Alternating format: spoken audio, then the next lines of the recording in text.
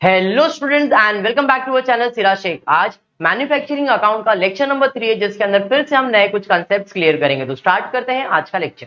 अगर आपने अभी तक जयेश राजगुरु का चैनल सब्सक्राइब नहीं किया तो प्लीज उसे सब्सक्राइब कीजिए, क्योंकि इस पे लगातार इकोनॉमिक्स से रिलेटेड फर्स्ट ईयर के वीडियोस अपलोड किए जा रहे हैं।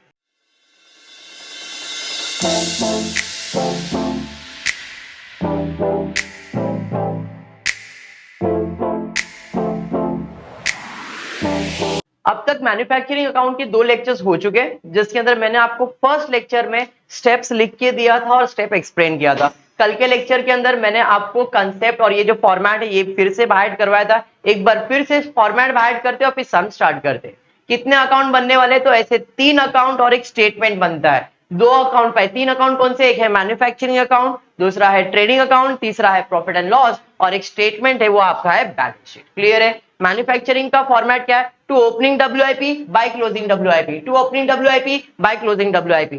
टू रॉ मटेरियल कंज्यूम, इसका फॉर्मेट क्या है? Opening add purchase add direct expense less closing, to opening add purchase add direct expense less closing. किस चीज का है ये? Raw material. To opening stock of raw material add purchase of raw material add direct expense of raw material less closing stock of raw material. ये हो गया manufacturing का। इसमें एक चीज आता है बाय सीओपी, तो इधर आपको लिखना पड़ेगा टू सीओपी। किधर? ट्रेडिंग अकाउंट में डेबिट साइड पे टू सीओपी। सीओपी मतलब कॉस्ट ऑफ प्रोडक्शन।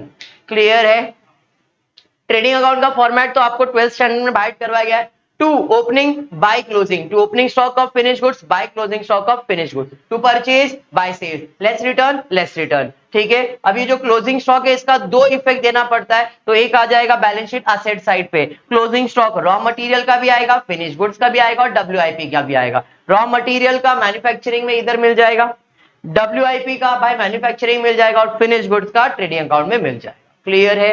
तो ये आपका मैन्युफैक्चरिंग ट्रेडिंग अकाउंट हो गया। प्रॉफिट एंड लॉस में हमने बाहर किया to bad debts, add further bad debts, add new RDD, less holder. इसके लिए एक छोटा सा मैंने कीवर्ड दिया था, अगर आपको याद हो 12th स्टैंडर्ड में, अभी लिख देता हूं टी ए ए टी, टैट है इसका कीवर्ड।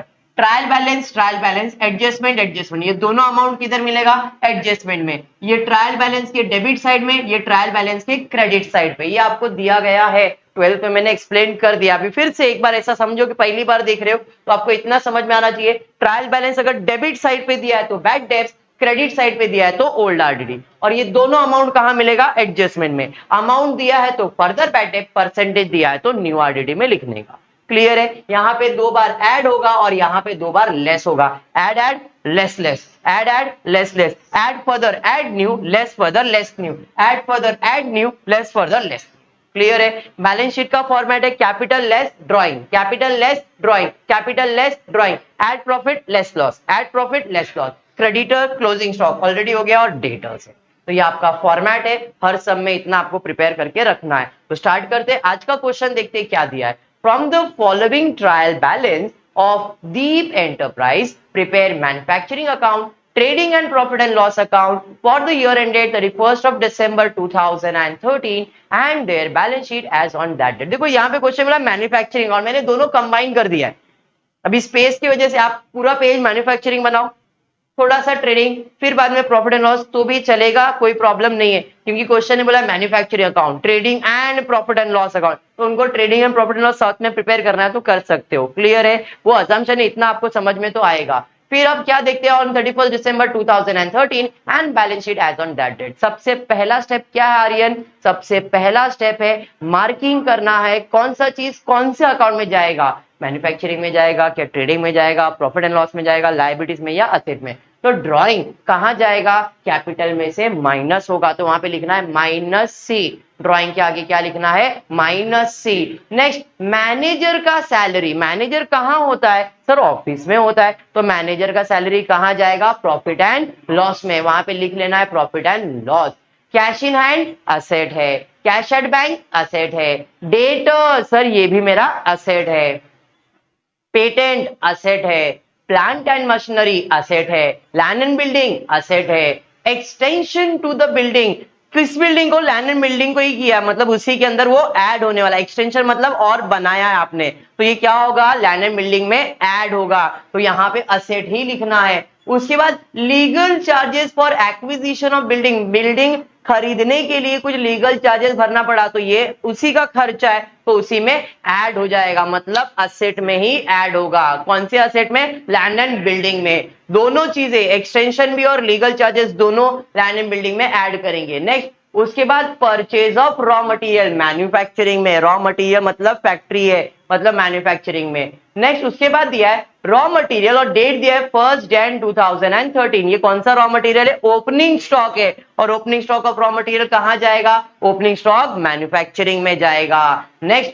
WIP मैन्युफैक्चरिंग में, फिनिश गुड्स ट्रेडिंग अकाउंट में जाएगा।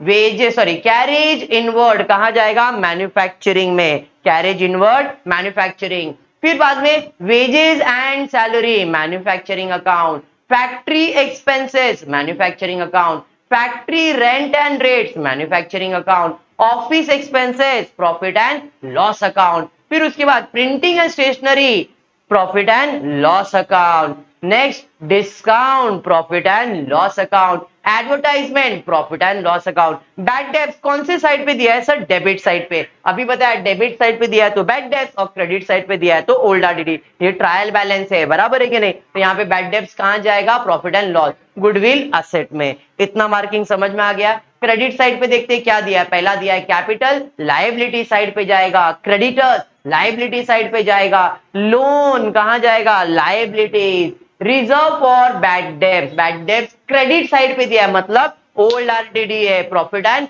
लॉस में जाएगा। परचेज रिटर्न, अब थोड़ा कंफ्यूजन होता है सर, परचेज रिटर्न ये है क्या, ये वाला परचेज का रिटर्न है, तो हमने इस क्वेश्चन में परचेज ऑफ रॉ मटेरियल किया है। अगर आप ध्यान से देखोगे तो रिटर्न क्या करेंगे, वही रिटर्न करेंगे, तो ये वाला रिटर्न नहीं है, वो ये वाला रिटर्न है, परचेज वाला रिटर्न है, तो कहां जाएगा, मैन्युफैक्चरिंग अकाउंट में, वहां पे लिख लो मैन्युफैक्चरिंग अकाउंट। सेल्स कहां जाएगा, ट्रेडिंग अकाउंट में। बात समझा गया, तो आपका पहला स्टेप है मार्किंग, जो आपने कर लिया। दूसरा स्टेप क्या है, दूसरा स्टेप है एडजस्टमेंट रीड करना है और एक मार्क करना है किसके ऊपर, एडजस्टमेंट है। तो पहला एडजस्टमेंट है on 31 December 2013 stock were valued as raw material, WIP and finish good. Closing stock के लिए किसको मार्क करते हैं क्या आप, हम क्लोजिंग स्टॉक के लिए किसी को मार्क करते नहीं, तो इसके लिए भी किसी को मार्क नहीं करेंगे। Next, outstanding expenses, advertisement and printing, advertisement के ऊपर एडजस्टमेंट है और प्रिंटिंग के ऊपर एडजस्टमेंट है। तो देखो प्रिंटिंग एंड स्टेशनरी दिख रहा है, नीचे से ही आपको मिल जाएगा, उसको स्टार मार्क कर देंगे, भाई साहब के ऊपर एडजस्टमेंट है। सेम एडवर्टाइजमेंट के ऊपर भी एडजस्टमेंट है, तो एडवर्टाइजमेंट को भी मैंने मार्क कर दिया, भाई साहब के ऊपर एडजस्टमेंट है। क्लियर हो गया। नेक्स्ट उसके बाद क्या है, उसके बाद दिया है stock of stationery on hand ₹1000 on 31 December 2013। Stock of stationery, देखो प्रिंटिंग एंड स्टेशनरी फिर से आ गया, मतलब इसके पर दो एडजस्टमेंट है, एक तो पहले आउटस्टैंडिंग भी बोला था और अभी स्टेशनरी का भी दे दिया है, मतलब दो एडजस्टमेंट दिए गए हैं। क्लियर है, मतलब प्रिंटिंग एंड स्टेशनरी पे दो एडजस्टमेंट है। उसके बाद क्या है, उसके बाद दिया है depreciate plant and machinery @10%, patent @20%। Plant and machinery और पेटेंट के ऊपर एडजस्टमेंट है, दोनों को मार्क कर देंगे। पेटेंट और प्लांट एंड मशीनरी ऊपर नीचे है, तो पहले पेटेंट को मार्क किया, पेटेंट के ऊपर एडजस्टमेंट है, फिर मैं प्लांट एंड मशीनरी को मार्क कर रहा हूं, प्लांट एंड मशीनरी के ऊपर भी एडजस्टमेंट है। क्लियर है यहां तक, चलिए बढ़ेंगे नेक्स्ट। उसके बाद क्या दिया, नेक्स्ट एडजस्टमेंट दिया है manager is entitle for a commission of 5% on net profit before charging his commission. Manager को कमीशन देने का है 5% नेट प्रॉफिट का बिफोर हिज कमीशन, मतलब ये तो पार्टनर से या तो मैनेजर से रिलेटेड है, तो ये जब प्रॉफिट मिलेगा तभी सॉल्व कर सकते। तो इधर किसी को मार्क कर सकते हैं क्या अपन, अपने को नेट प्रॉफिट मालूम है क्या, नहीं, जब नेट प्रॉफिट मालूम ही नहीं है तो किसी को मार्क करने वाले नहीं है। Next, increase reserve for bad debts, bad debts यानी कि डेटर्स के ऊपर एडजस्टमेंट है, डेटर्स को स्टार मार्क करेंगे, डेटर्स के ऊपर एडजस्टमेंट है। नेक्स्ट उसके बाद क्या दिया है देखो जरा, उसके बाद दिया है interest on loan ₹1000 still unpaid, loan के ऊपर एडजस्टमेंट है, लोन को मार्क करेंगे। और कोई इंटरेस्ट दिया है कि देखो जरा क्वेश्चन में, सर नहीं कोई इंटरेस्ट तो नहीं दिया है, मतलब इतना समझ में आ गया आप लोग को, हाँ या नहीं, इतना समझाए? चलिए ठीक है। अब क्या करने वाले, आप पोस्टिंग करते, एक एक करके फटाफट पोस्ट करते, देखते कौन सा चीज खाली एडजस्टमेंट है तो इनर कॉलम में, एडजस्टमेंट नहीं है तो आउटर कॉलम में पोस्ट करेंगे। चलिए बताइए पहला क्या है, पहला क्या है, कहां जाएगा, ड्राइंग कैपिटल में माइनस होगा। कितना दिया है बोलो, 7,000, 30,000। ड्राइंग का अमाउंट है 30,000,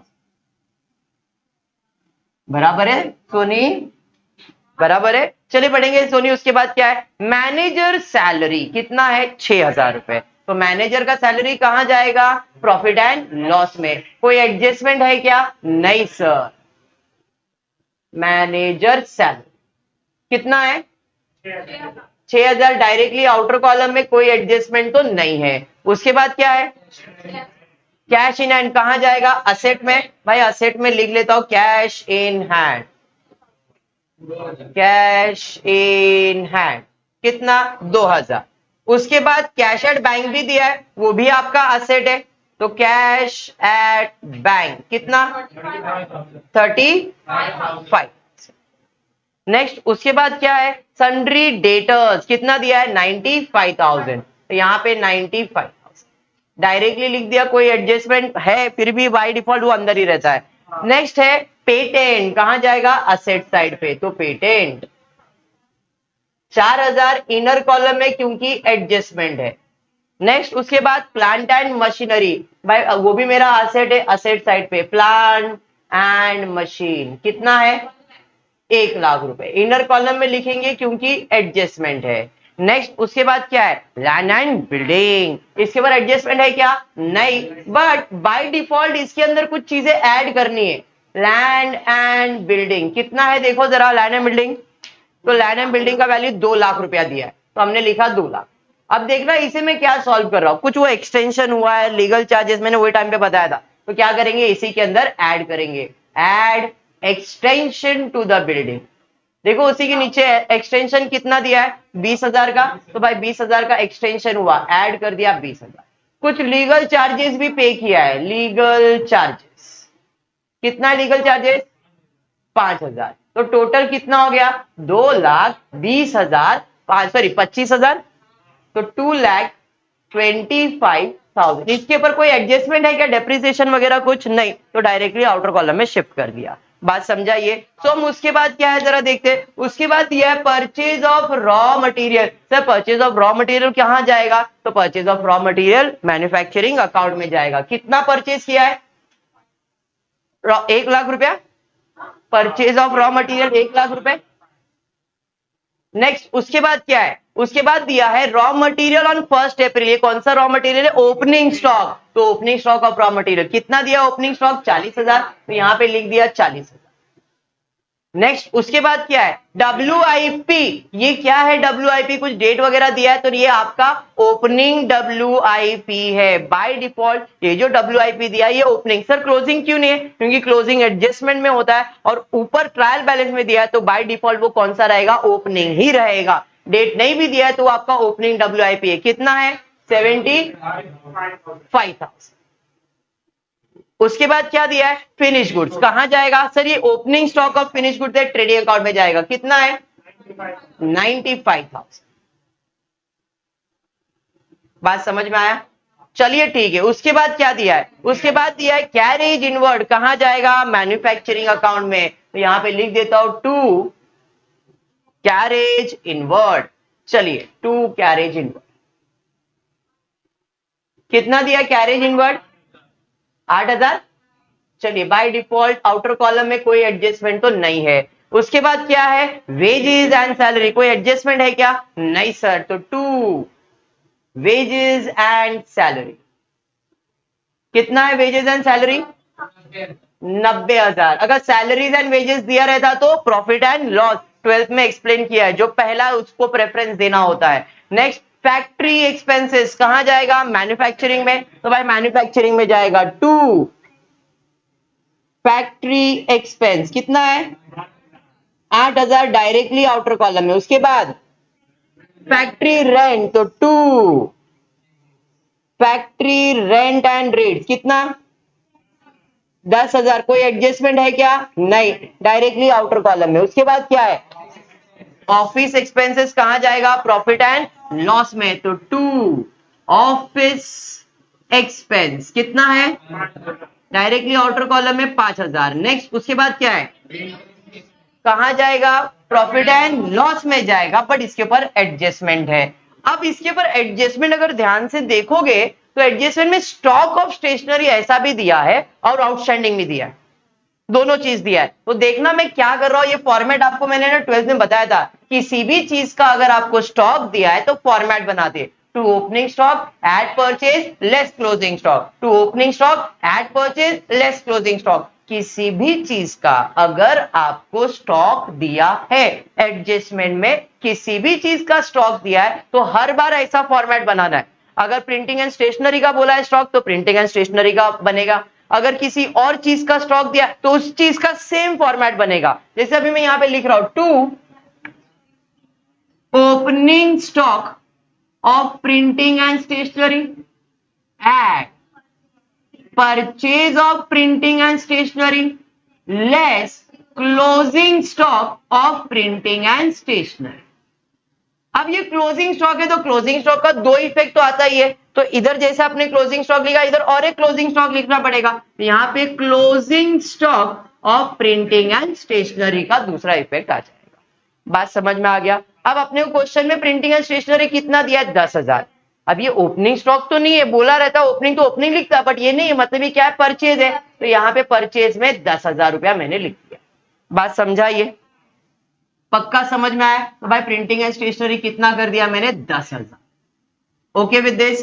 नेक्स्ट उसके बाद क्या है? देखो सर उसके बाद दिया है डिस्काउंट। कौन से साइड पे डिस्काउंट दिया है? डेबिट साइड पे। डेबिट पे दिया है तो डेबिट पे, क्रेडिट पे दिया है तो क्रेडिट पे। कहां? प्रॉफिट एंड लॉस में। तो प्रॉफिट एंड लॉस में टू डिस्काउंट। कितना है discount?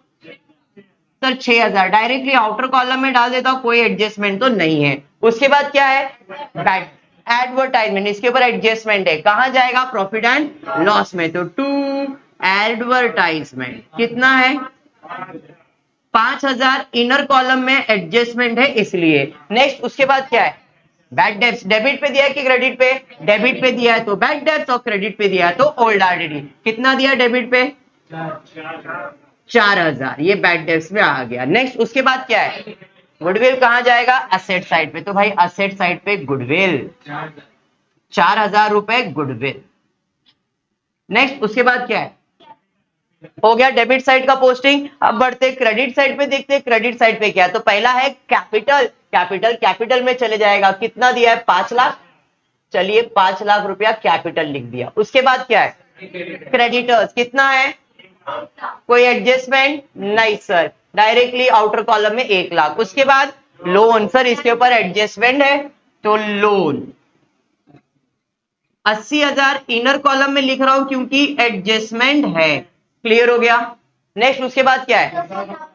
Reserve for bad debts. Credit पे दिया मतलब ओल्ड आरडीडी। कितना है? 6,000 रुपए ओल्ड आरडीडी में। समझ में आया क्या? नेक्स्ट उसके बाद क्या है? Purchase return. मैंने आपको बताया ये कौन सा रिटर्न रहेगा? रॉ मटेरियल का परचेज रिटर्न। क्यों? क्योंकि इस क्वेश्चन में हमने रॉ मटेरियल परचेज किया है, तो जो रिटर्न हुआ रहेगा वो कौन सा रिटर्न रहेगा? रॉ मटेरियल का। अब रिटर्न क्या करना है? माइनस। तो यहां पे मैं जगह है इधर लिख देता हूं लेस रिटर्न्स। क्यों? क्योंकि वो परचेज में से माइनस होगा, तो यहां पे रिटर्न्स में माइनस करूंगा। कितना है रिटर्न्स? 7,000। ब्रैकेट में डाल रहा हूं क्योंकि माइनस करना है। और कुछ है उसके बाद? सेल्स कहां जाएगा? सर सेल्स हमारा जाएगा ट्रेडिंग अकाउंट के अंदर। कितना दिया है सेल्स बोलो जरा? डायरेक्टली नहीं, इधर लिख देता 2,64,000। कोई रिटर्न्स वगैरह नहीं है, डैश, तो ये आउटर कॉलम में आ गया 2,64,000। इसमें कुछ डाउट है क्या? पक्का क्लियर है? और कुछ है क्या? देखो डन। तो ये आपका पहला स्टेप था मार्किंग, दूसरा एडजस्टमेंट रीड करके स्टार मार्क, तीसरा था पोस्टिंग। इतना तो हमने कर लिया। अब एडजस्टमेंट सॉल्व करना है और एडजस्टमेंट के दो इफेक्ट देने, एक अमाउंट डेबिट साइड पे और एक अमाउंट क्रेडिट साइड पे। स्टार्ट करेंगे पहला एडजस्टमेंट से, देखते हैं पहला एडजस्टमेंट क्या दिया है। तो पहला एडजस्टमेंट दिया है क्लोजिंग स्टॉक। अब क्लोजिंग स्टॉक का इफेक्ट किधर जाएगा सर? क्लोजिंग स्टॉक तो एक तो बैलेंस शीट असेट साइड, दूसरा ट्रेडिंग अकाउंट पे क्रेडिट साइड। तो यहाँ पे सिर्फ ट्रेडिंग अकाउंट नहीं है, मैन्युफैक्चरिंग अकाउंट भी है। तो एक इफेक्ट तो इधर आएगा और दूसरा ट्रेडिंग में भी आएगा और मैन्युफैक्चरिंग में भी आएगा। देखो कौन कितना स्टॉक दिया है। रॉ मटेरियल का दिया है 50,000, यहाँ पे रॉ मटेरियल का स्टॉक 50,000, WIP 80,000 और फिनिश गुड्स 1,00,000। टोटल कितना हो गया? 2,30,000, 2,30,000। ये समझा आप लोग को? इधर डेबिट, दूसरा इफेक्ट देने का है क्रेडिट। रॉ मटेरियल का स्टॉक रॉ मटेरियल में, WIP का स्टॉक WIP में, फिनिश गुड्स का स्टॉक फिनिश गुड्स में, क्लोजिंग स्टॉक है। तो भाई closing stock of raw material कितना दिया है? तो 50,000 दिया है। रॉ मटेरियल का देखो 50,000 दिया है, इसे ब्रैकेट में रख रहे क्योंकि माइनस करना है। फिर WIP का स्टॉक 80,000, तो क्लोजिंग स्टॉक 80,000, WIP का WIP में चला गया। फिनिश गुड्स का फिनिश गुड्स में कितना दिया है? 1,00,000।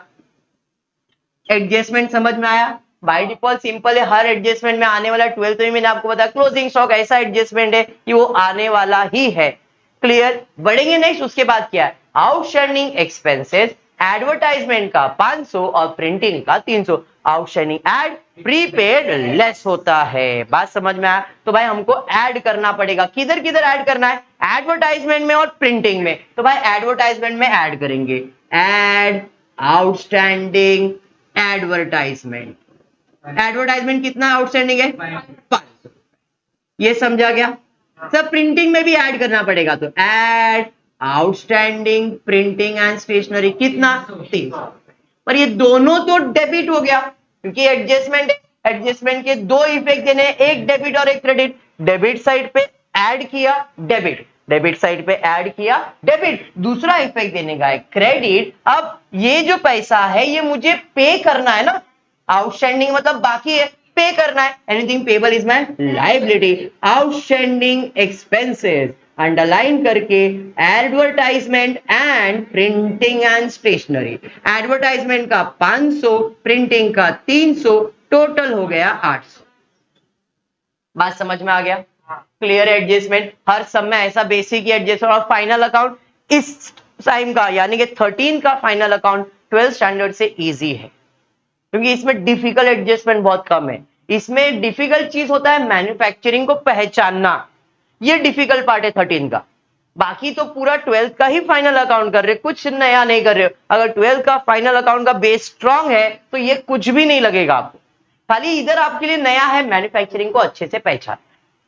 क्लियर? तो जो लोग फर्स्ट टाइम वीडियो देख रहे हैं और जिनको ऐसा लग रहा है कि भाई मुझे फाइनल अकाउंट नहीं आ रहा, तो एक बार 12th का फाइनल अकाउंट देख लो। अगर 12th का फाइनल अकाउंट नहीं आ रहा तो 12th का फाइनल अकाउंट सीखो, उसके बाद अगर ये देखोगे तो मोस्टली ये और इजी लगने लगे।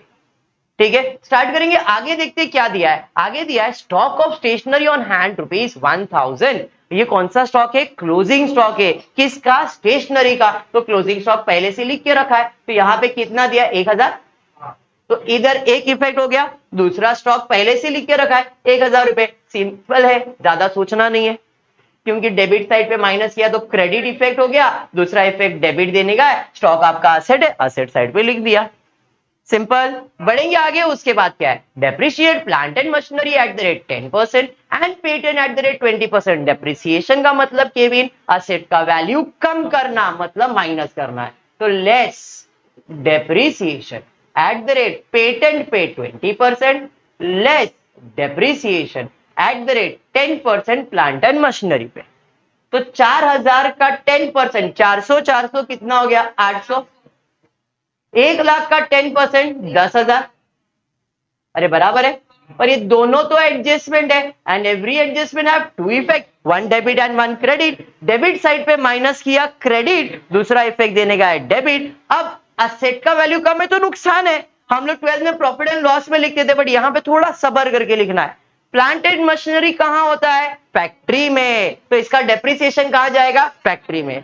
सर पेटेंट क्या होता है? पेटेंट क्या होता है? तो कोई चीज को आप रजिस्टर कर लेते हो, आपका नाम रजिस्टर कर लिया, तो जब वो नाम के ऊपर कुछ आप प्रोडक्ट मैन्युफैक्चर करते हो तो वो कहीं ना कहीं आपका फैक्ट्री में होने वाला है।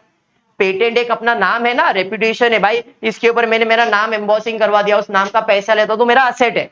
अब उसका वैल्यू कम होने वाला है, तो एम्बॉसिंग कर रहे हैं मतलब गुड्स को मैन्युफैक्चरिंग का हुआ ना ये, और गुड्स को मैन्युफैक्चरिंग कर रहे हैं मतलब कहां जाएगा, मैन्युफैक्चरिंग अकाउंट में। तो पेटेंट का डेप्रिसिएशन, प्लांट एंड मशीनरी का डेप्रिसिएशन दोनों कहां जाएगा, मैन्युफैक्चरिंग अकाउंट में, प्रॉफिट एंड लॉस में नहीं आएगा। क्लियर है? तो यहां पे आप लिख दोगे to depreciation on plant and machinery and patent. Plant and machinery पे 10,000, पेटेंट पे 800, टोटल 10,800, एक साथ ही लिख दिया। तो क्लियर हो गया? बढ़ेंगे आगे। उसके बाद क्या है जरा देखो, उसके बाद अपने को दिया है manager is entitled for the commission. ये तो मैंने आपको बताया जब नेट प्रॉफिट आएगा तब की बात है, अभी कुछ भी नहीं करना है। क्लियर? चलिए बढ़ेंगे आगे। उसके बाद दिया है increase reserve for bad debts by ₹3,000। अरे बैड डेब्ट्स टाइम प्लीज बाद में सॉल्व करते। नेक्स्ट उसके बाद क्या है, interest on loan ₹1,000 still unpaid. Unpaid मतलब बाकी है, बाकी बोले तो आउटस्टैंडिंग है, आउटस्टैंडिंग एट प्रीपेड लेस। तो भाई लोन पे इंटरेस्ट बाकी है तो ऐड इंटरेस्ट ऑन लोन।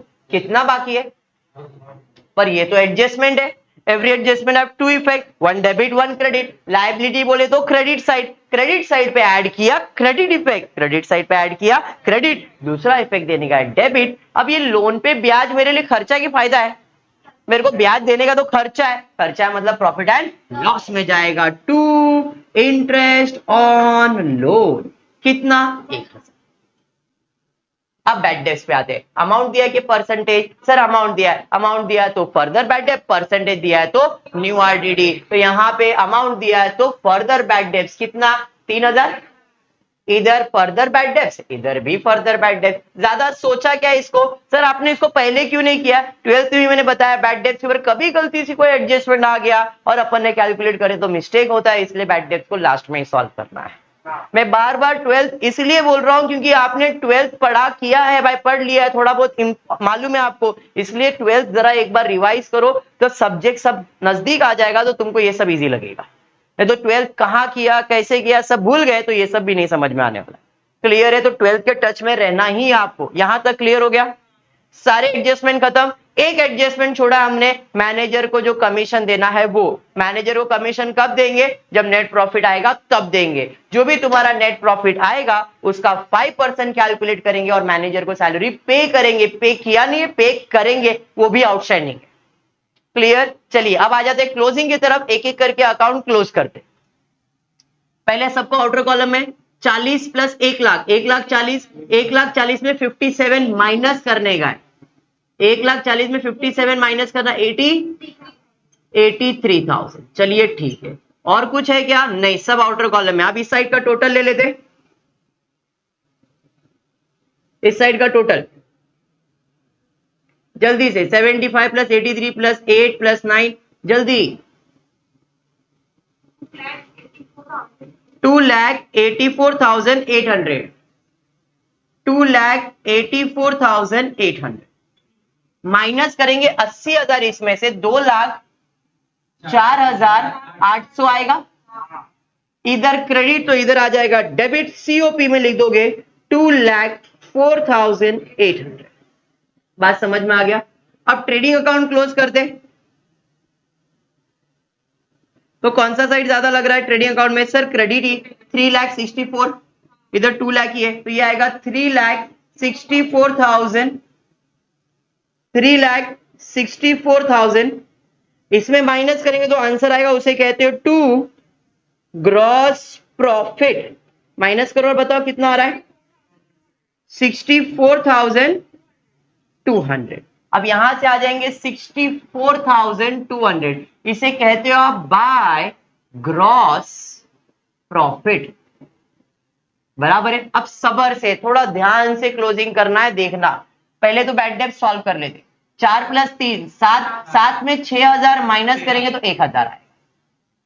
अब एक एडजस्टमेंट सॉल्व करना है तो उसके लिए थोड़ा क्या रखना है, पेशेंस रखना है। इधर 64,200, इधर का आउटर कॉलम ओपनिंग तो था नहीं, 10,000 में 300 ऐड करेंगे, 1,000 माइनस करेंगे तो 9,300 हो जाएगा। 5,000 में 500 ऐड करेंगे, 5,500 हो जाएगा। अब पहले रफ क्लोजिंग करेंगे, फेयर क्लोजिंग नहीं, रफ क्लोजिंग करेंगे, रफ नेट प्रॉफिट निकालेंगे। मतलब अपने को इधर एक एडजस्टमेंट देना बाकी है, मैनेजर को सैलरी देना बाकी है, मैनेजर को सैलरी देना बाकी है, तो इसका पहले टोटल ले लेते। ये साइड का टोटल लेंगे 64,200। फटाफट जो बोल रहा हूं उतना कैलकुलेट करो। 64,200, उसमें से ये सब माइनस करो, जितना ये अमाउंट दिया है सब माइनस करो। 64,200 में 1000, 6000, 5000, 9000, 6000, 5000 माइनस करने के बाद कितना आंसर आ रहा है? तो 30,000। चलिए ठीक, क्वेश्चन में दिया है कि मैनेजर को आपको 5% क्या देने का है? कमीशन। किसका? प्रॉफिट, नेट प्रॉफिट का। ये मेरा नेट प्रॉफिट है और ये नेट प्रॉफिट बिफोर कमीशन है, तो इसका 5% कैलकुलेट करेंगे तो आपको आएगा 1520। 1520 3000 और 40 है तो मतलब 1520। तो इधर कमीशन, तो टू कमीशन 1520, ये समझा आपको? अब इधर डेबिट, दूसरा इफेक्ट देने का है क्रेडिट। पे करना है, पे किया है क्या? नहीं पे किया है सर, तो यहां पे आ जाएगा to outstanding manager salary, sorry manager commission 1520। ये समझ में आ गया? पक्का समझा है? चलिए अब आ जाते हैं 30,400 में 1520 माइनस कर दो, कितना बचा है देखो, तो 2, इसे क्या कहते हो? Net profit. तो आपको नेट प्रॉफिट मिल जाएगा, कितना है? 2। नेट प्रॉफिट कितना? 28,880। इधर प्रॉफिट, इधर डेबिट, दूसरा इफेक्ट देने का क्रेडिट, इसमें ऐड करेंगे 28,880। ये समझा क्या? कोई लॉस है क्या? नहीं। तो 5 लाख के अंदर क्या करोगे? 30,000 माइनस करोगे, 28,800 प्लस करोगे तो कितना आ जाएगा देखो?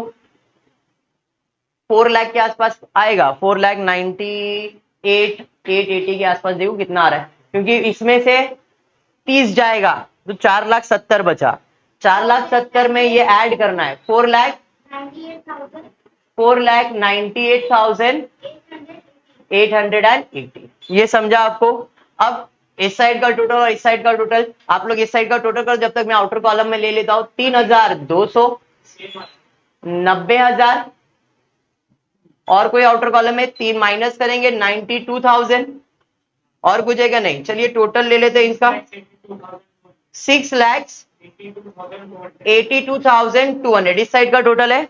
चलो ये बाजू का टोटल भी सेम रहेगा, 6,82,200। बात समझ में आया क्या? क्लियर है?